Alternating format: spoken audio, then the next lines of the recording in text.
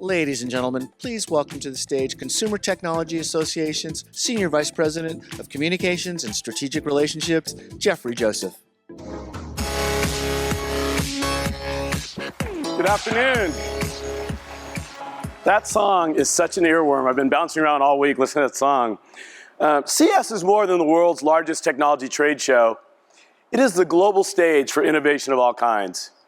Here at CES, the world's most celebrated brands launch the products and services that consumers love. As you walk the CES show floor this week, you'll see exciting innovations as CES exhibitors unveil some 20,000 new products here this week. Many will come from the world's largest brands. Many will come from companies that have no brand identity yet. The C-Space Keynote brings together executives to discuss how technology and digital platforms impact marketing and brand strategy on a global scale. Today, Michael Kassan, an internationally recognized business strategist, will interview NBC Universal CEO Steve Burke. Michael is the founder of MediaLink, an advisory firm that provides counsel to clients in the marketing, media, and entertainment industries. Based in LA and New York, MediaLink provides strategic direction for marketing, brand development, and business strategy for many of Fortune 100's biggest global brands. Ladies and gentlemen, please join me in welcoming to the stage, Michael Kassan.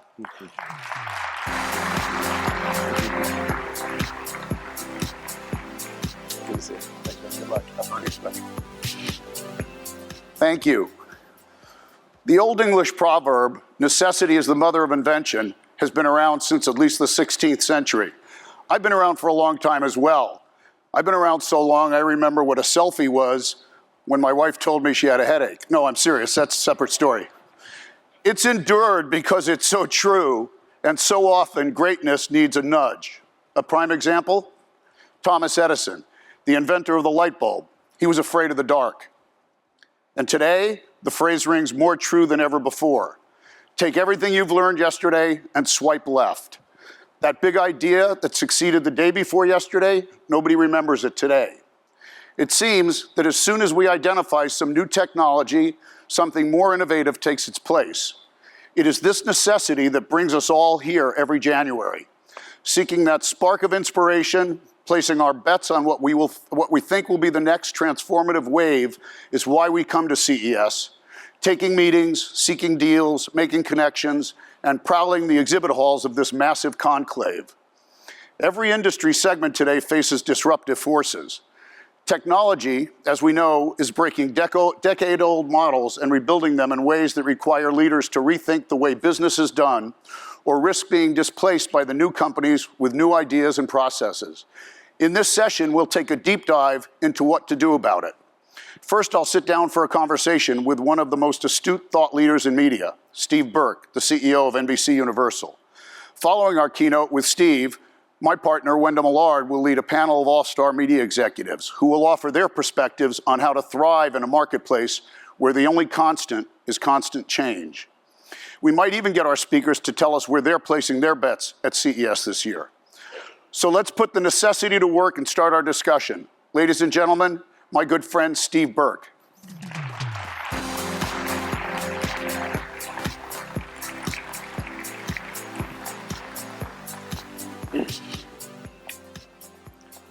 Hi.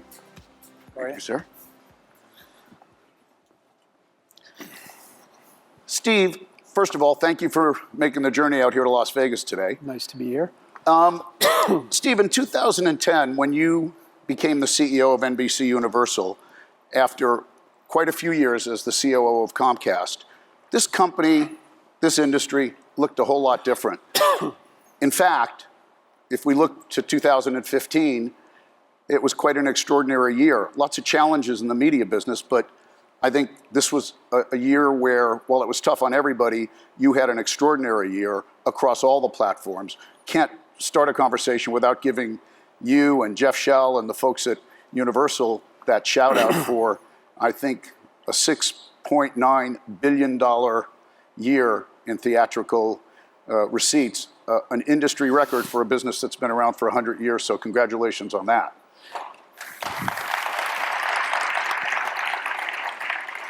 As you looked at NBC as an asset, What attracted you in 2010? What was the impetus, Steve? Well, it's interesting. It's been almost exactly 5 years since we did the deal.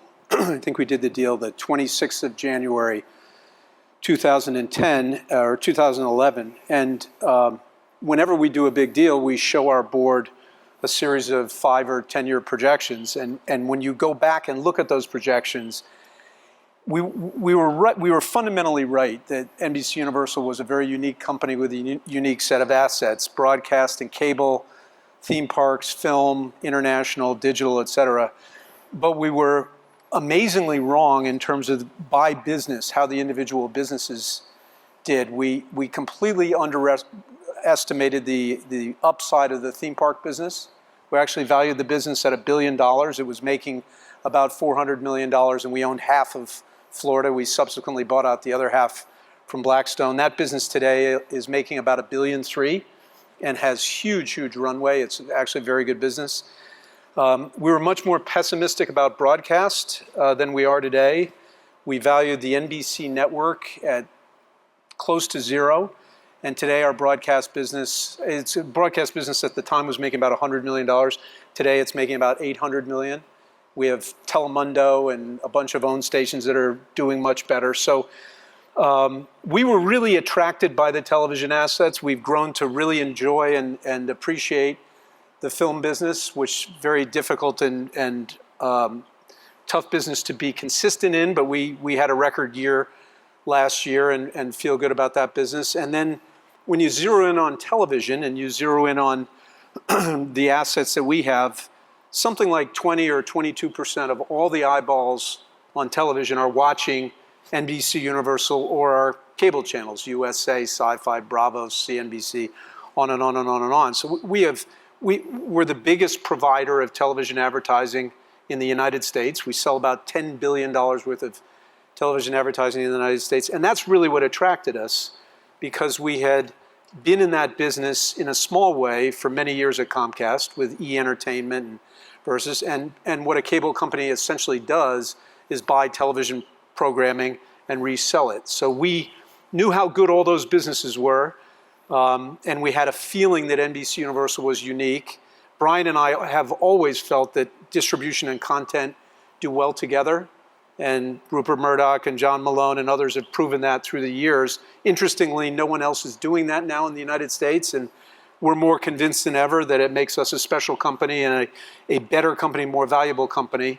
So a lot of things have turned out different. We've actually doubled the profitability of the company in 5 years, which is way ahead of what we told our board. So we feel great. The problem is it's the first week of January and you got to do it again. But I think we have a lot of upside, and I like to think if you were going to create the perfect media company, it would look a lot like Comcast, NBC Universal. You'd have distribution and content, you'd have broadcast and cable, you'd have English and Spanish, you'd have good digital properties and prospects. And so in a crazy, challenging world, I like our hand.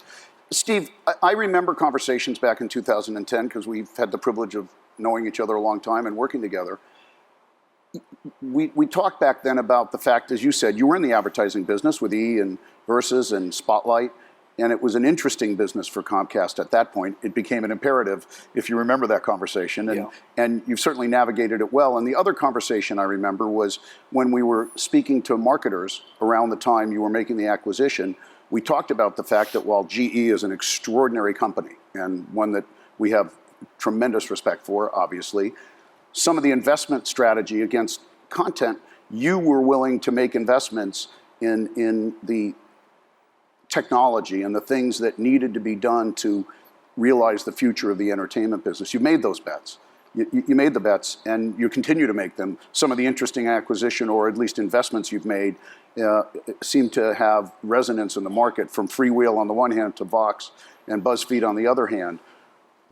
Driving that technology bent, is that something that's ingrained in Philadelphia that's translated to 30 Rock? How's that? I think so. I think when you're running a company and you're living in a time of great change, you have a bunch of different choices, obviously.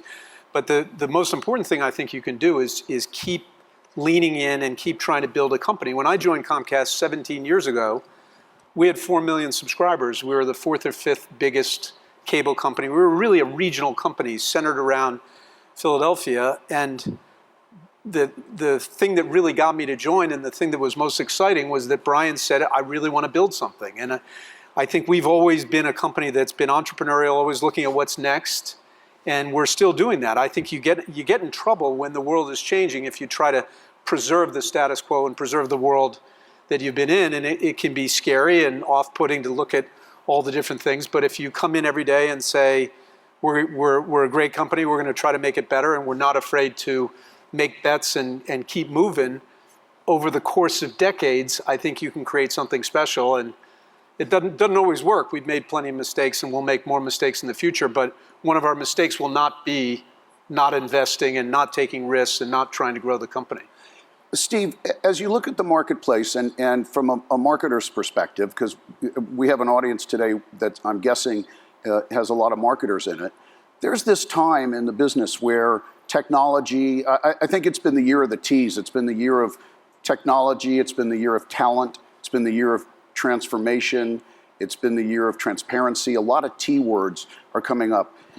As you see the puzzle pieces moving around the board between marketers, the relationship between publisher, if you will, and marketer, and the agency configurations, that's changing a lot. And you did some things from an organizational standpoint to address that recently in terms of, putting everything together under Linda Yaccarino and making some of those kinds of changes.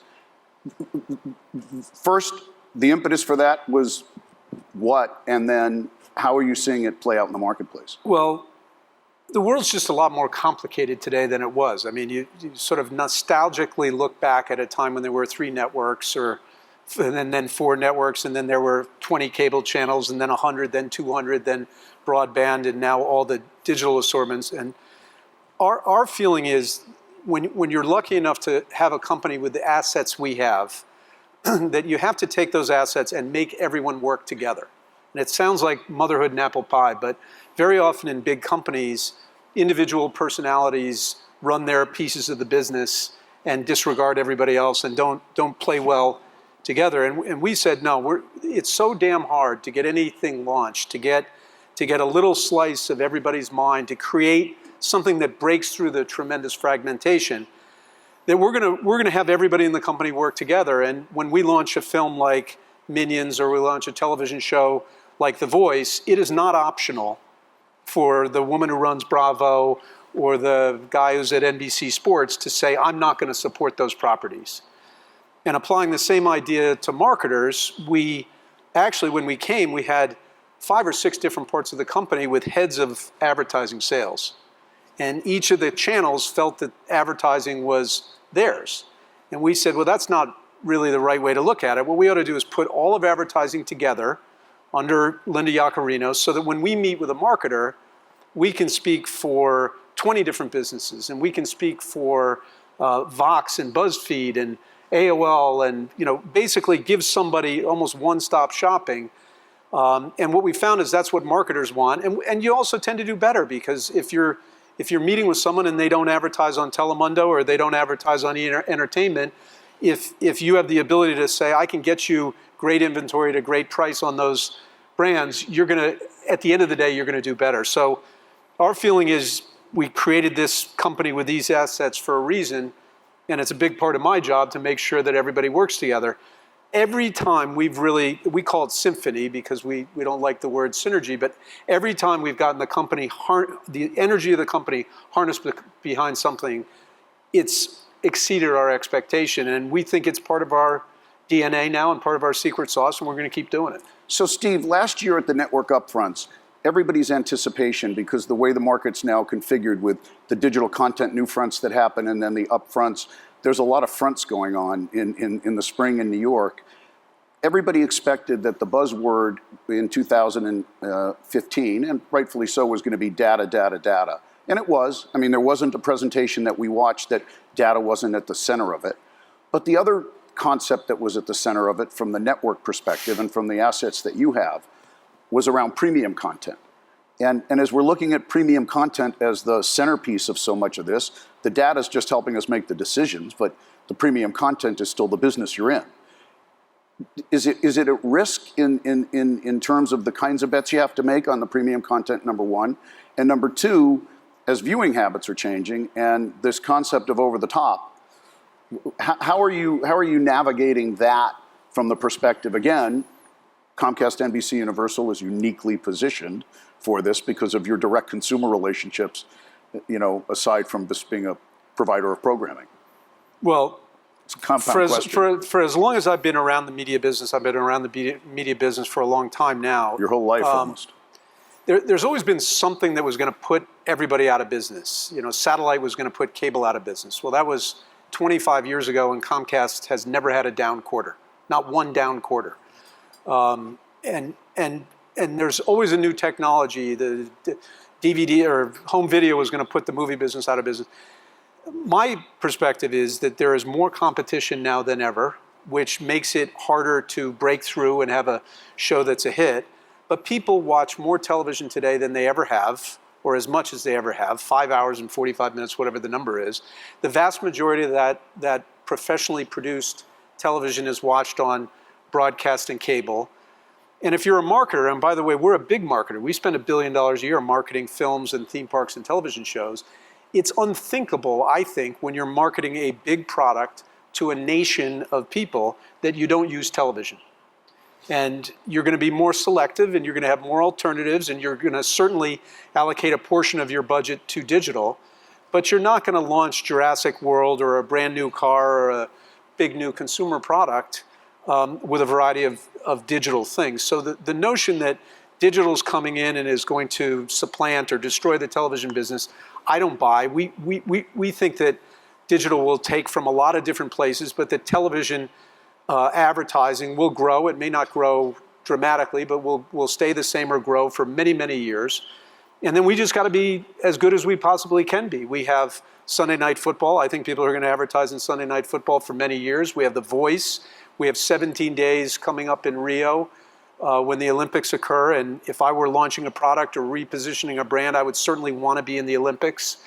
At the same time, there's more competition. It's harder to find great writers and great directors and great actors who are free to work on your project. So it's not getting easier, but I think these are great businesses. And by the way, we sell to digital platforms, and we launched a business this week, a comedy SVOD channel called CISO that has SNL and The Tonight Show and The Office and 30 Rock and a bunch of other stuff. And we made the investments in Vox and BuzzFeed. So I think the ecosystem is going to continue to remain very healthy, and it's our job to move the company increasingly and make more bets on the digital side, but keep making great television programming, because that ultimately is a big engine inside our company. So then you would say, I guess, because the naysayers would say all this technology has irreparably disrupted the TV business, the traditional TV business.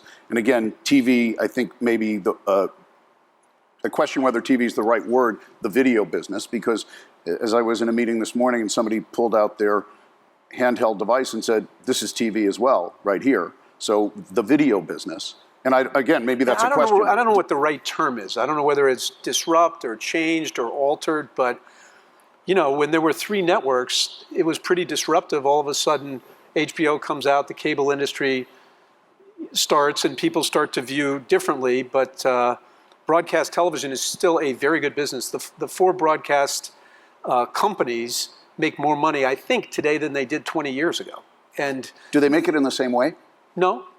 And I think we will make money in different ways. We're making money in different ways now. The importance of international syndication and SVOD and distributing directly to digital, those businesses didn't exist, and we're making hundreds of millions of dollars.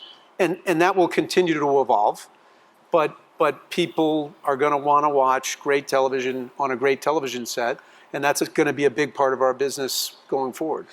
Do you look at the world of Netflix, just using Netflix as an example, but do you look at the world of Netflix as a threat, as a friend, as Martin Sorrell always likes to say, a frenemy? I mean, how do you end up looking at Netflix? You programming, I mean... I think all of the above. And I think Netflix has created a wonderful business and a great delivery mechanism. The ability to watch great programming without commercials inside, where the second, third, fourth episode automatically queues up for you. So it's a wonderful delivery mechanism, and they've created a great business. We sell to Netflix. They obviously are affecting ratings at some level, although I think when you look at the numbers, DVRs are more, and time-shifted viewing are more impactful than Netflix is actually, but they clearly are affecting viewing. So it's hard to look at all these companies and say, this is a friend, this is an enemy. I think everybody's competing, everybody's trying to figure out what to do, and one of the things we try to do is not be too religious about dividing the world into, we'll never talk to them, we'll never talk to them. There are hundreds of companies here in Las Vegas that you can learn from and get excited about their business models and eventually do business with. And at the same time, we got to keep making great television shows and great movies and great theme park attractions. So, Steve, as you look forward in 2016, and I think it's so well said, 2015 was a great year. It's January the 7th. What'd you do for me lately? I mean, it's a new year. What do you think is the biggest single challenge facing NBC Universal? I don't want to say our industry in general, but I think you're such a good poster child for our industry in general in terms of the disparate businesses that you have under one roof. What do you think is the biggest challenge for us? I think the biggest challenge for anybody running a business in or outside of media today is the increasing impact of the internet on our businesses. And we were sitting in a meeting talking about digital, and somebody was saying, man, digital is really affecting television and in movies and our businesses in a dramatic way. And then someone else said, name a company in America that is not being upended or not being dramatically changed by the internet. And if you're running Walmart or you're running General Motors or you're running, every company is affected by the tremendous change that's going on, and ours is no different. I think that we have to be as smart as we can be. We have to be unafraid to hire different people and meet different companies and invest in different places. We undoubtedly are going to make some good bets and bad bets. But in some ways, it's like the original broadcast companies that did or didn't invest in cable. And we're at that stage now. Again, the existing businesses are not going to go away. They're still going to be great businesses, and people are going to be watching broadcast and cable television for many years to come. But we need to start getting better at distributing our product on the internet, getting better at creating new internet businesses, and get smarter. I'll give you an example. As we come up on the Olympics, every 2 years, we do about 50 videos on different athletes. And we'll go to Michael Phelps' hometown, and the sun will be coming up, and he'll be doing laps, and then we'll interview him and talk about him as a way to have American viewers understand who's important in the Olympics and get some emotional attachment. And we've been doing that for many, many years. It was created by Dick Ebersol, or really Roone Arledge. And as a result of our investment with BuzzFeed, this year, BuzzFeed is going to send 12 people, probably very young people who have never made a television show or spot. We're going to send 12 people down to Rio, and those 12 people are going to interview athletes that we're not doing the traditional up close and personals. And you can guarantee that those interviews are going to be very interesting and done from a completely different perspective. Absolutely. And then they'll be put on BuzzFeed. And I think that's good for us. I think that'll, not only will that generate viewership and advertising revenue, but that'll get younger people, millennials who love BuzzFeed, and some people who aren't millennials who love BuzzFeed, thinking about the Olympics in a way that they otherwise might not be. And one of the reasons why we invested in Vox and BuzzFeed was to learn from them, to sell, to go to market with them, to have them do things that are different. And it's very, very hard to get a successful person who's been doing the Olympics for 20 or 30 years to do something different the way a 20-year-old from BuzzFeed with no history is inevitably going to do it. And that's an example. Hopefully there are hundreds and hundreds of those in our company, and more in the future, of how we're going to try to change our company because of the tremendous impact of digital. And Steve, I think we've got time for one or two more questions. But if I was to say to you, and you've talked about it from the perspective of the numbers, and it's a great story that 5 years after you made the decision to make this investment, the numbers have certainly spoken for themselves. What are are there any challenges that you didn't expect? I'm sure there are, but what would be the thing that you least likely, that you thought was least likely to happen that's happened in the 5 years since you made the acquisition of NBC and Universal? I did not see, and it's a combination of DVRs and Netflix and Hulu and everything else. I thought that cable entertainment ratings, were going to be stronger than they are. I mean, it's clear to me that cable entertainment ratings are weaker than they were just 2 or 3 years ago. And I think what's happening is all the various alternatives are getting better and better and better. And so if you have a show that's acquired programming, a rerun, it's very, very hard to have those reruns get the same kind of ratings when you have 25,000 great choices at your fingertips. So that's a challenge. Another challenge, which is more of a challenge of perception, is this perception among some advertisers, and my sense is the pendulum is swinging back, that advertising on digital is somehow this wonderful new shiny thing that's better. And I think the reality is if you want to reach millions and millions of people, if you want to launch a big product, television is a fantastic way to do that. And my sense is that people are starting to come back to that. We've done a lot of research. Not only can you not get the reach with digital that you can with television, but people don't pay as much attention to the ads. And it's very, very hard to get the same kind of emotional connection that you get with a great television campaign. So I think that's been something that at least our ad sales people feel like they not so much anymore, but over the last couple of years, we're walking into meetings and people were saying, well, I'm allocating 38% of all our budgets to digital. And our experience in the film business is there are some films where if it's a very niche film, you want to have a high percentage that's digital.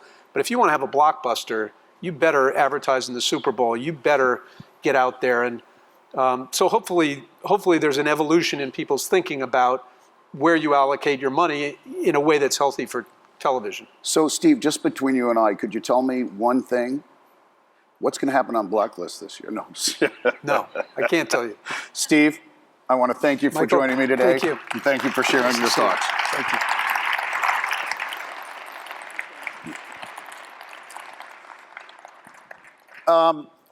Now I'd like to make a transition, and I'd like to invite my partner, Wenda Millard, and our illustrious panel to join me on the stage. First, John Stankey, the CEO of AT&T Entertainment Group, Peter Rice, the Chairman and CEO of the Fox Networks Group, Lucian Grange, the Chairman and CEO of Universal Music Group, and 2 significant brand leaders, Kristen Lemkow, the Chief Marketing Officer of JP Morgan Chase, and Allison Lewis, the Chief Marketing Officer of Johnson & Johnson.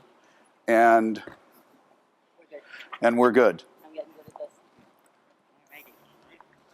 Thank Thank you. you. Okay.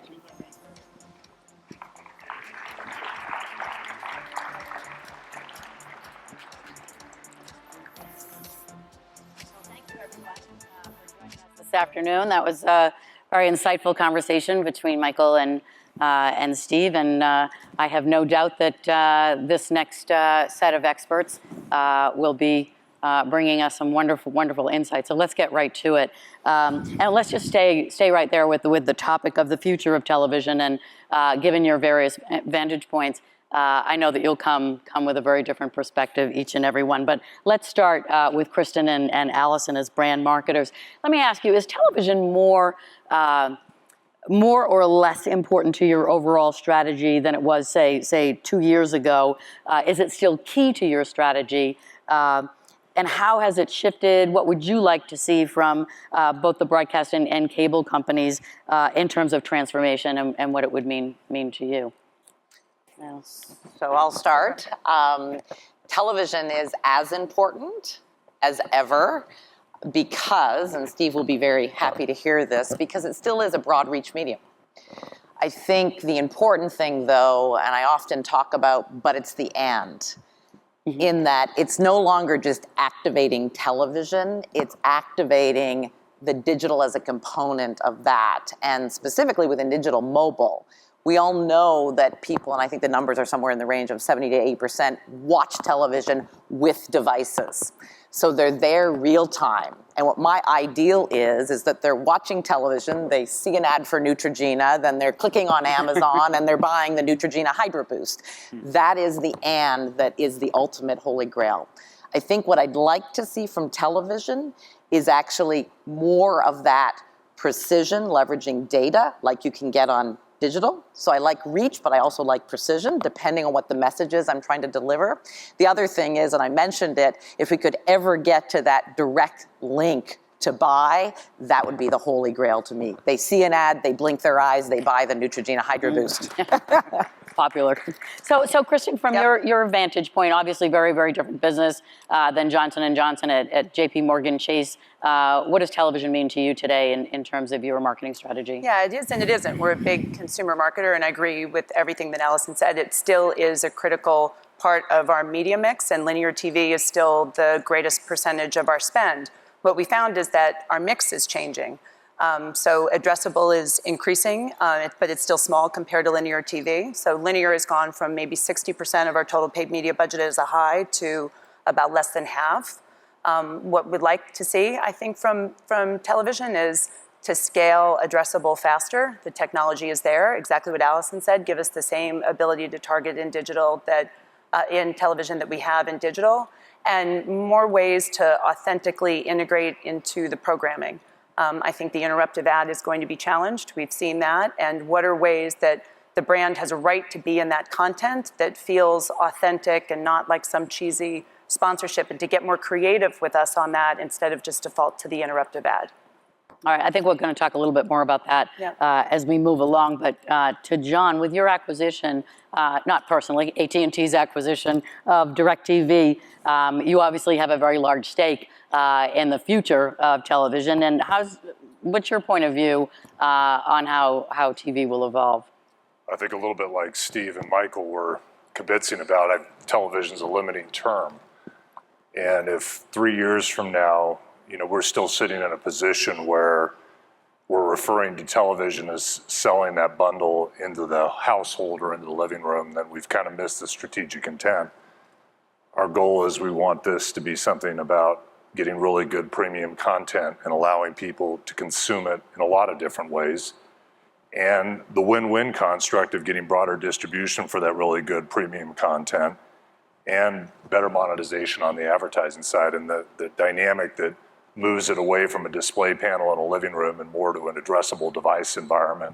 It's got to be a win-win for everybody in the ecosystem. So our point of view is, we're very bullish on it. We're very bullish on this transition, the transition to being a much more mobile, a much more dynamic, and a much more addressable environment. And we think that that's a good place to be over time. You want to start that from a place of scale. We think that's really good in the traditional TV business, and a place of scale in terms of having the kind of capacity and ability to deliver that experience to people over robust networks, and that's kind of our play here. So speaking of addressable, Peter, what is Fox's perspective on addressing addressable? We're really excited about it. I think there is a tremendous opportunity to bring value to all of the stakeholders, to brand marketers, to distributors, and to the business that we're in, which is essentially the storytelling business. And we're completely agnostic as to screen. I was the one who actually said to Michael this morning, 5 million people are walking around with a TV in their pocket. Mm-hmm. And that is a tremendous opportunity. And I think the way in which we can bring addressability to advertising will really allow viewers to have to watch less ads, brands to be able to reach a more targeted audience, distributors not to have to interrupt their programming so often. For us, our storytellers don't want their storytelling interrupted. So I think there's a tremendous value and a tremendous opportunity if we all partner together. And I think it is about partnerships between these different companies inside the ecosystem, because we're all providing a different utility into it. Lucian, is this good news for Universal Music, or how do you look at the future of television in relationship to its value to UMG? I think we're seeing a huge explosion in all mobile audiovisual content. We've seen enormous growth with telcos, online, YouTube, Vivo, et cetera, in the tens and tens and tens of billions. We're in the IP business, which is storytelling, and artists narrating in a visual sense their work, their art, and there is never no risk without upside. And intrinsically, we're creating and investing in IP. They're not one-off events that evaporate the moment that you've left the room or the hall. IP is libraries, it's history as well as the future. We're seeing whether or not it's in full-length movies like Straight Outta Compton, for example, or TV shows, American Idol, The Voice, etc. And as well as the way in which music is being written into the narrative of music-based shows. And we know HBO are coming out with vinyl, for example, in a month or so. I think there's great upside for it. It's great storytelling for the artists, and it also helps the artists really continue to generate their brand and get across their music as well. It's an audio-visual world. The mobile devices have created an enormous opportunity for all of us. Let's talk about monetization of mobile. John, from your standpoint, how do you think about the opportunities? We've had some, I think, recent successes in trying to move the ball forward, but I don't think that mobile monetization has moved as fast as the industry expected it to at one point. So how do you think about that and the opportunities? Well, maybe first on the aspect of the speed. I mean, you've kind of just gotten over this hump of mobile networks have become really scalable and capable of delivering these richer experiences today, and it's relatively new. I mean, we're in the first year or two of that, right? We're not 5 years into that cycle where we've had that kind of reliability and scalability, and I think you're now starting to see the innovation come about. We don't think about it as mobile monetization or flat panel living room monetization. We see the ecosystem working in its totality. And our belief is that mobile, my friend over here needs to believe this, and we're working on trying to get to this belief, that it can actually be accretive in attacking parts of the market that maybe aren't in the ecosystem today. It's probably going to have to be constructed in a little bit different way as to how that premium content comes out and gets presented.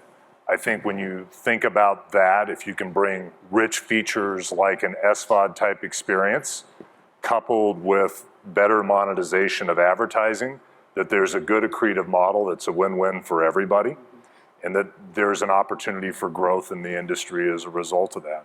In addition, I think the more scalable these networks become, the lower the marginal cost of delivering that bit starts to drive. Consumption's going to go up because people can afford to consume more. And there's times, and we know this from studies of cohorts of customers, if you can get the pricing right on the consumption, they will consume more. They will spend more time engaging with the product. They will engage with the product that's a premium, high-quality product, and that plays real well into companies like Fox and others.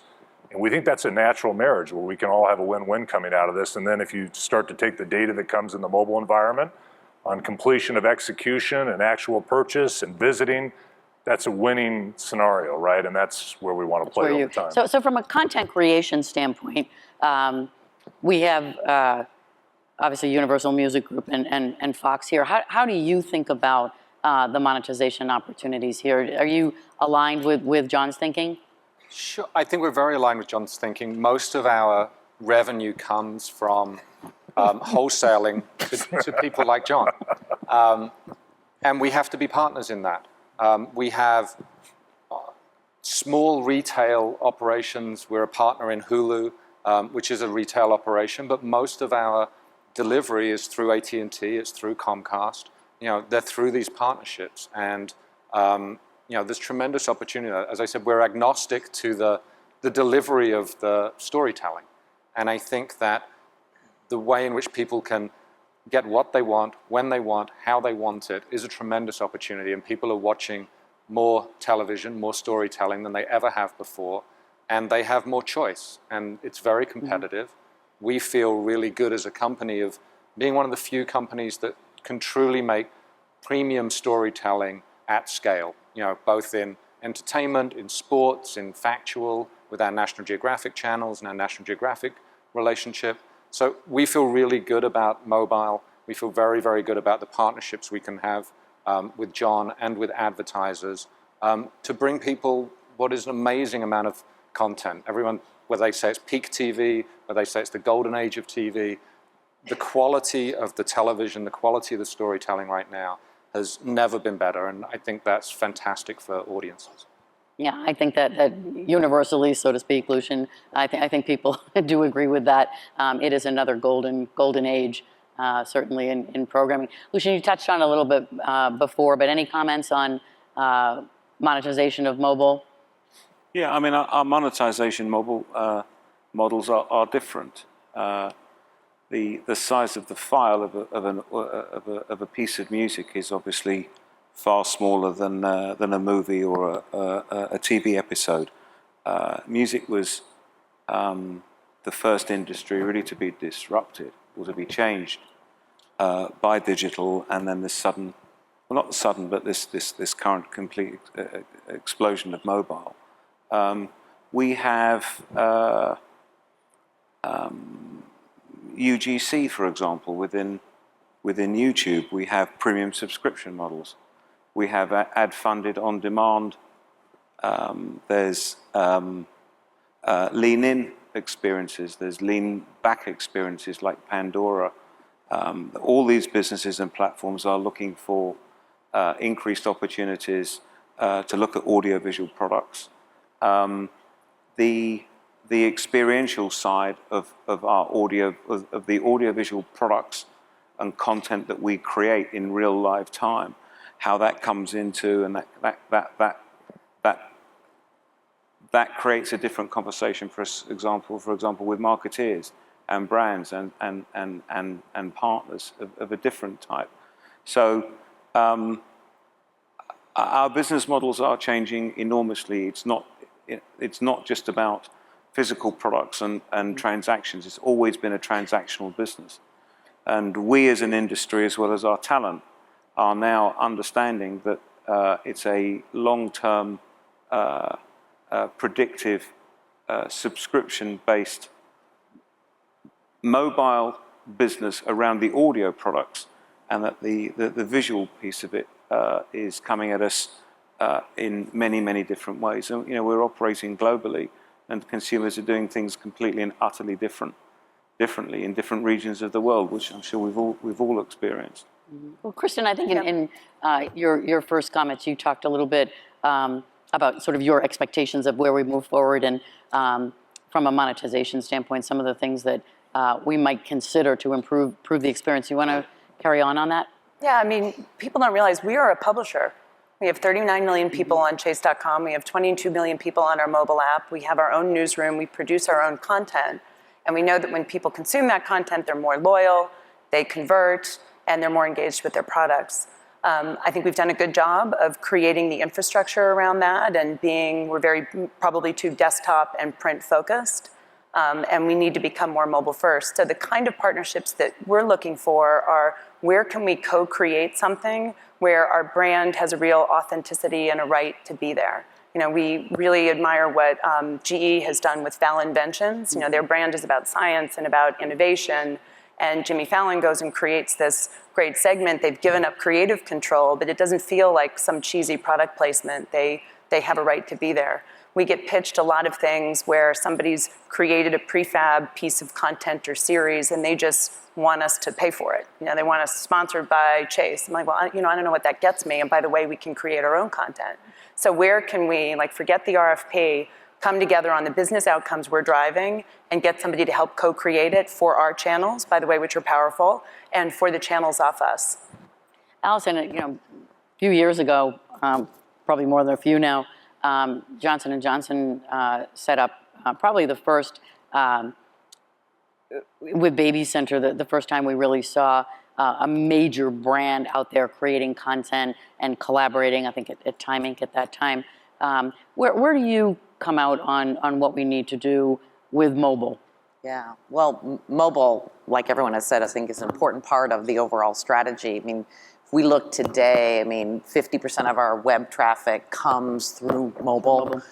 And if you look at, our search, actually more search through mobile than through desktop today. So clearly very important. In terms of monetization, I mean, the things that we're doing, given that we don't own the end buying channel, is really all around, sun-activated advertising is an example for Neutrogena, where instead of spreading it like peanut butter, we're looking at, what is the temperature, what are the UV rays doing, and boom, if it's high UV index, the Neutrogena ad goes out there. So no peanut butter, very precision. The same with Zyrtec and allergy. We can look at pollen count, and we can count that pollen. We know when allergy season is going to kick in, and it kicks in different levels, around the world, because seasons vary around the world. And again, we can kick in that Zyrtec allergy advertising. So again, in sort of impulse categories where a need is created, we're really using mobile monetization in that way.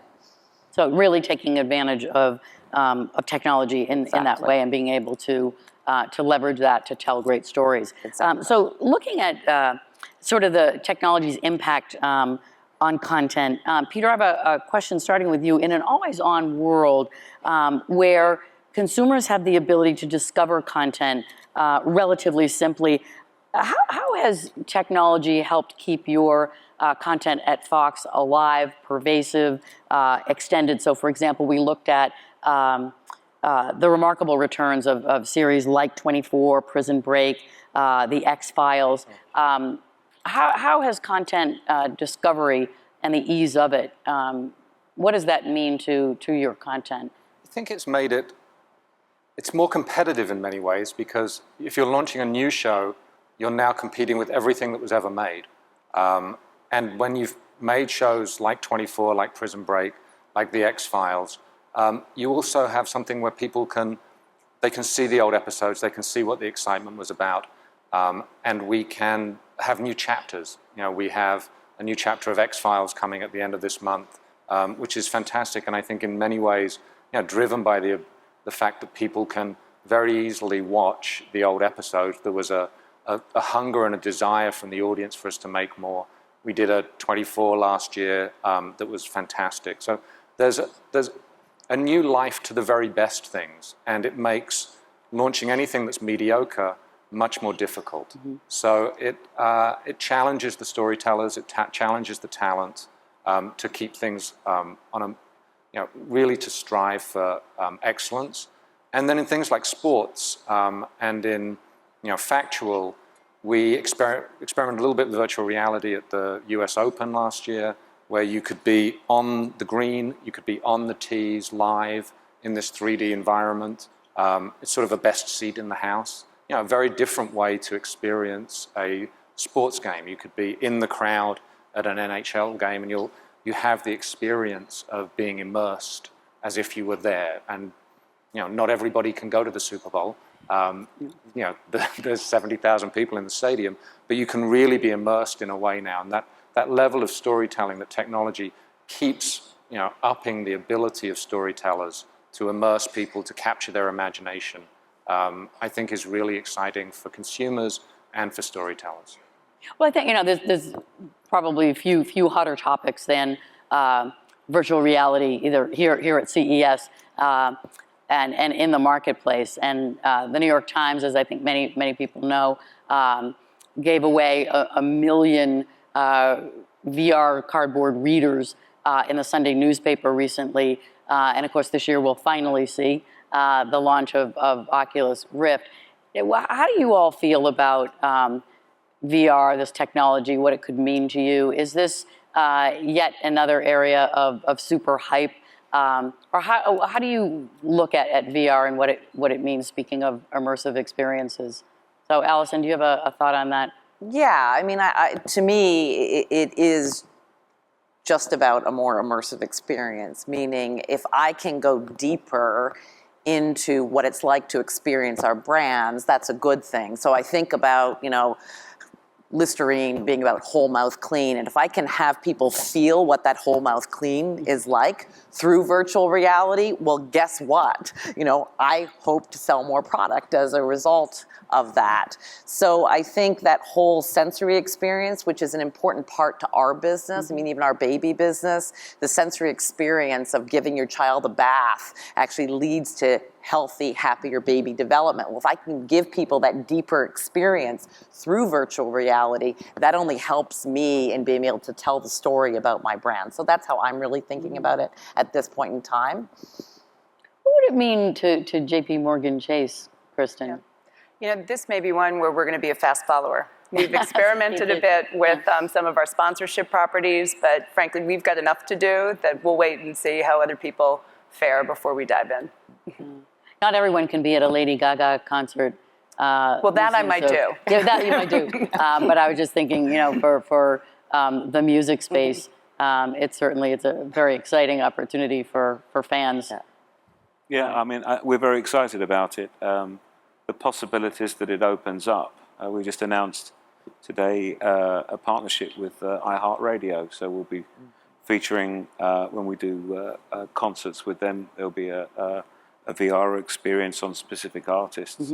I think that the conversation for partnerships with brands and marketeers around unique bespoke appearances and social relationships in VR also sets something up which is very interesting. And of course, we have the world's most profound library of live concerts, tens and tens of thousands of hours. And I see it, I'm an optimist about this. I see it as in the same way that CDs help replenish previous libraries and catalogs. I think VR has an opportunity to help us replenish and bring new life and new spirit into the past, and also certainly into the future, and that they'll combine together. Come together. Well, speaking of apps, it seems that apps are really becoming the dominant container, if you will, for content. So how do you market apps in an environment that has become so extraordinarily competitive? And Kristen, you referred to some real success that you've had with your app, but it's ever more crowded out there in the marketplace. So do you have any tips for how to market for success there? Yeah, we've seen extraordinary growth. I think, like most people, we have 22 million people on our app. That's up 21% from a year ago. And it honestly isn't that hard. That is increasingly becoming the primary way they bank with us. It is the store, it is the experience. I think the challenge for us is continuing to improve the functionality. You can do person-to-person payments, you can deposit a check, you can pay bills, and not clutter it up too much. Because your focus has to be on utility. It has to be on the utility. It's not on entertainment, for sure. It's not on entertainment. It's not really on content. We want a personalized experience. It's not even on sales yet, because you have to sort of keep that experience thin. But to be honest, we've just seen explosive growth with the app without needing to market it a lot. And for us, it's just continuing to improve it and make that feel like the same kind of personalized experience that you can get when you go into a branch and with a person just on that app. It's little things. It's like a geo image. So when you're in Las Vegas, you see one image. When you fly back to New York, you see something else, to where you feel more like banking as a part of your everyday life.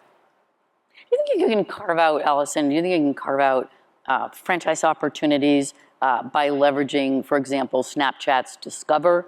Is that something that you're looking at and playing with and exploring? Yeah, we are. I mean, we've really moved from a world where we used to use our paid media to drive to our own sites to our paid media to drive to others' own sites.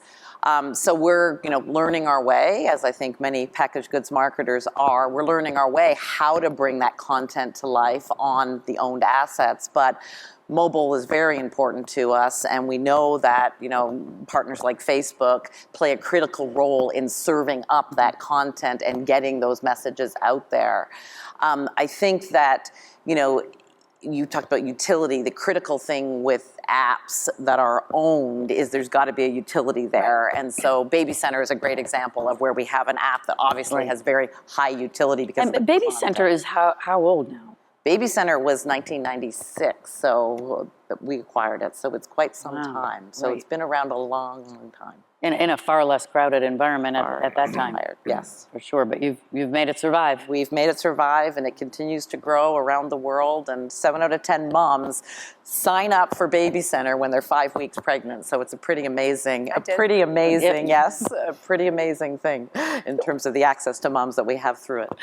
Peter, when you think about content creation and all the apps that you have, do you find it particularly challenging to market them, or is that fan base so dedicated that they find you? I think that we're advantaged in that the apps that we're selling are about watching television, and we have television networks, and people watch over 5 hours of television a day. So I think that we have an advantage in that the app does exactly what people are already engaging with us on, as opposed to trying to use third-party media to sell somebody an experience. So I think that entertainment companies, TV networks have a distinct advantage in that. Mm-hmm.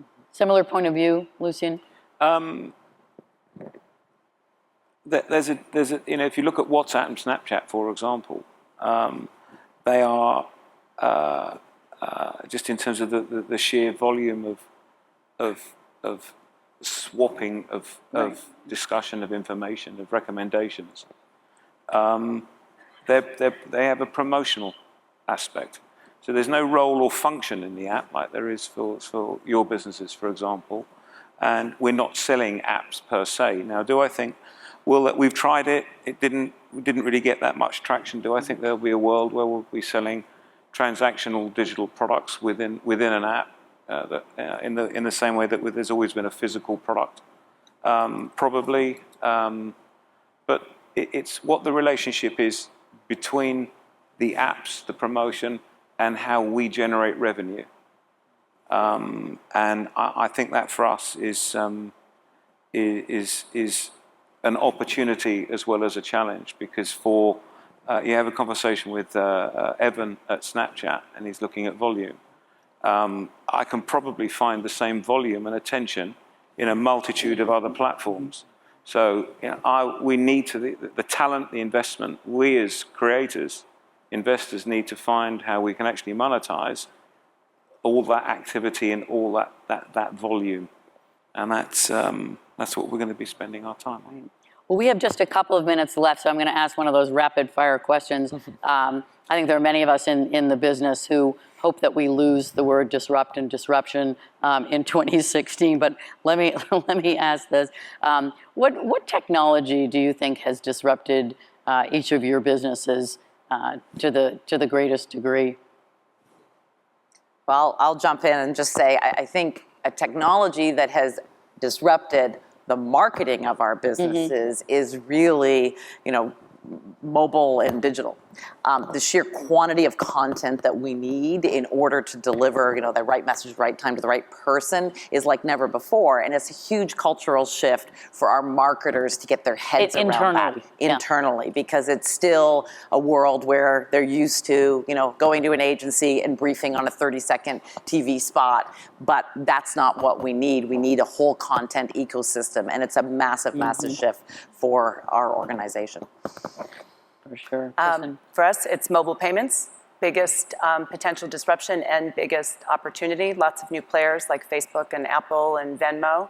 Also a big opportunity for us to differentiate from a source of trust. I would caution this audience not to give your bank credentials to the app of the week, because ultimately it's going to be your bank that's behind you. I think if we were to try and look at what technologies have disrupted us, we'd probably be all having breakfast here tomorrow. In terms of music, the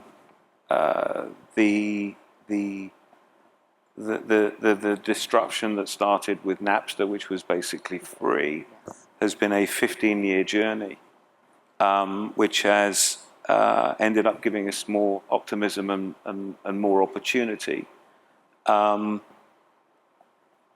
for this next period. And when I look at the blend of the mix of our revenues and what our businesses are around the world, some of our very substantial business units are predominantly, if not almost totally, digital revenue. So from the journey from file sharing to UGC to YouTube to premium subscription and radio stations that terrestrial radio that doesn't pay to play music to digital radio stations that do. It's a completely different business, completely different environment.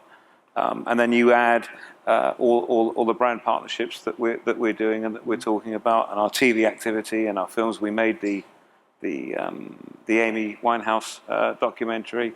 We've done the Beatles documentary. It's everywhere. That disruption has forced us over this long period to really to face the future. Very exciting.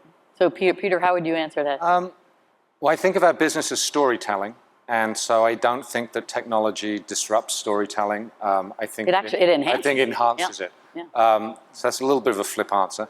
And I'll sort of follow up on what Lucian was saying, is the DVR started a major disruption of our business practices and our business legacies, because it enabled people to time shift, how and when they watched our shows, and it enabled them to skip the advertising.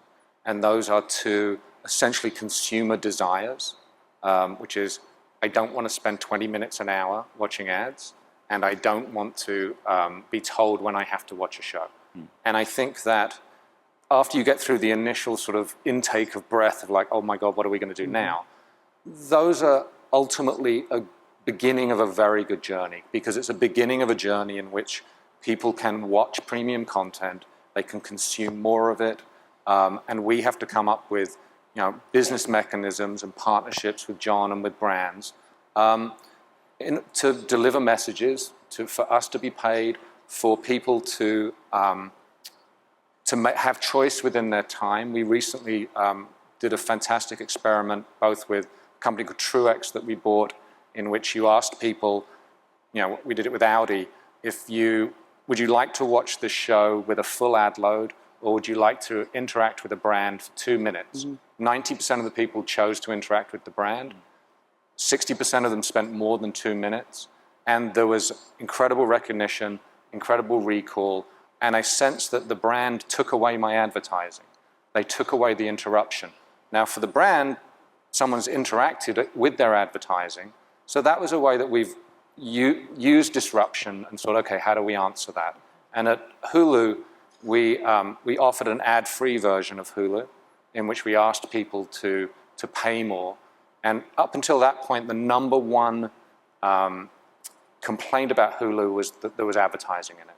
And what we were surprised at is the low levels of uptake of the Hulu free version as to where we thought it would be. We thought, if this is the number one complaint, the people who are already on Hulu are going to overwhelmingly switch.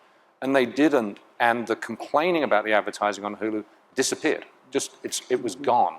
Because now people had choice and they could value their own time. And it's like, okay, do 3 ads in a pod, is that worth this amount of money of my time? They were given the choice. Technology allowed us to give them the choice. So I think we have to respond to it. It's a journey. Our ultimate business, when you bring it back down to storytelling, is only enhanced.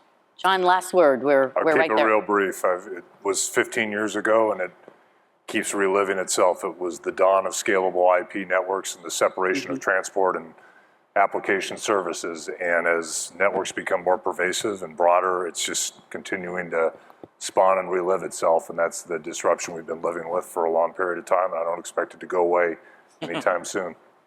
Well, fantastic. Well, John, Peter, Lucian, Kristen, Allison, thank you very, very much for joining us. And thank all of you.